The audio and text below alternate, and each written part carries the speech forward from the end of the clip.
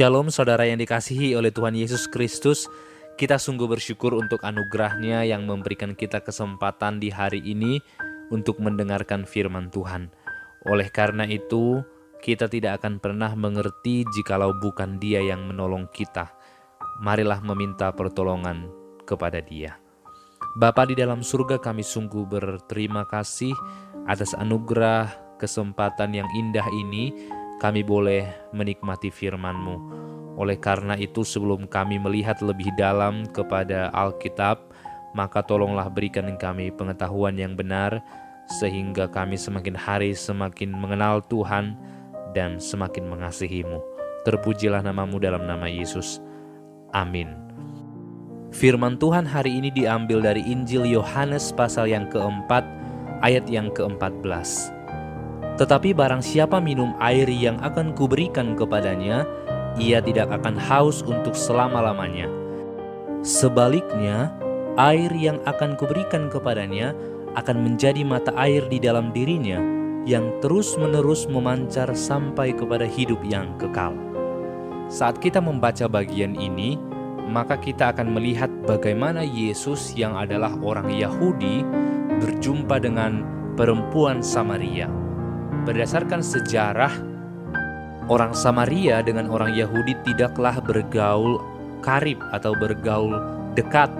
Bahkan mereka saling menjauhi dan tidak mungkin orang Yahudi datang untuk meminta minum kepada orang Samaria. Tetapi Yesus melakukannya sehingga para murid-murid yang menyaksikan hal itu begitu kaget. Dan bahkan perempuan Samaria itu pun kaget ketika Yesus menemui dia. Ternyata setelah panjang ceritanya, perempuan Samaria ini ternyata menyadari bahwa sesungguhnya Yesus bukanlah manusia biasa. Karena Yesus ternyata mengetahui bahwa perempuan Samaria ini telah memiliki banyak suami. Dan akhirnya perempuan Samaria ini kembali melanjutkan perbincangannya dan akhirnya mereka membahas tentang air hidup. Maka di saat yang bersamaan, Yesus berkata kepada perempuan Samaria ini, "Air yang ada padaku adalah air yang tidak akan membuat seseorang haus. Kalau air yang ada padamu, ketika dia diminum, maka ia akan membuat orang haus lagi nantinya." Sehingga perempuan Samaria ini merasa penasaran dan berkata, "Jikalau demikian, berikanlah kepadaku air itu." Tetapi Yesus menjawab seperti yang kita baca tadi. Air hidup yang dimaksudkan oleh Yesus, air yang dia sampaikan kepada perempuan Samaria, bukanlah air jasmania yang bisa kita minum setiap hari. Tetapi air ini yang dimaksudkan ialah sukacita yang berasal dari Roh Kudus, di mana itu tinggal di dalam hati setiap orang.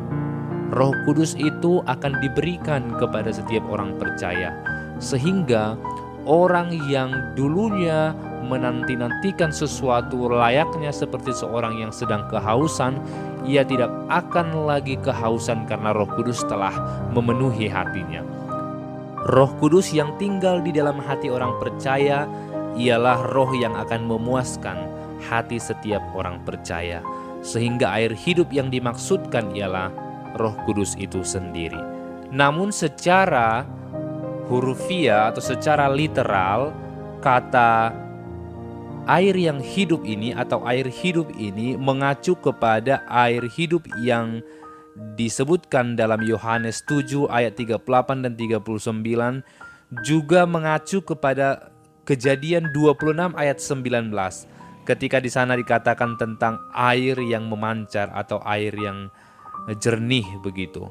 Sehingga apa yang dimaksudkan oleh Yesus sesungguhnya mau mengatakan kepada kita bahwa air hidup itu layaknya seperti kita sedang kehausan akan minuman jasmani. Kita tidak bisa hidup tanpa air, maka kita pun tidak bisa hidup tanpa Tuhan.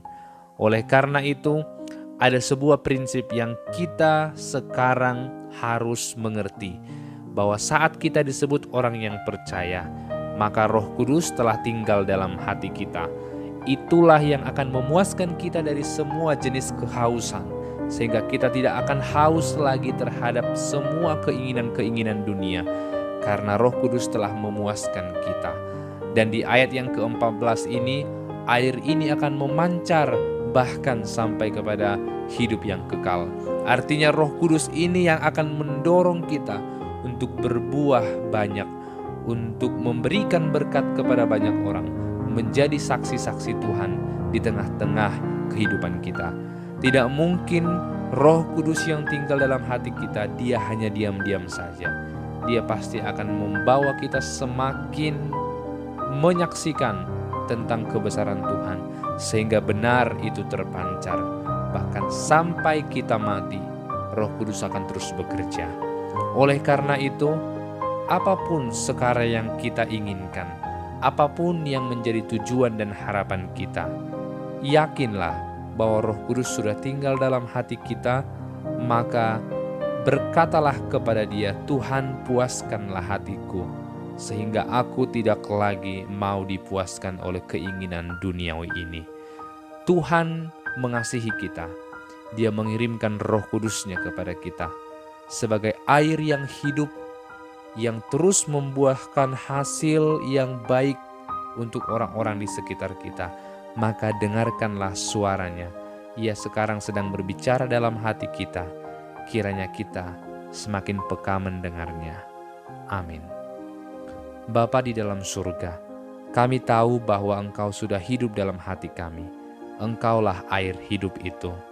Tolonglah pancarkan air ini, supaya setiap orang semakin banyak melihat kebaikan-Mu. Dalam nama Yesus Kristus,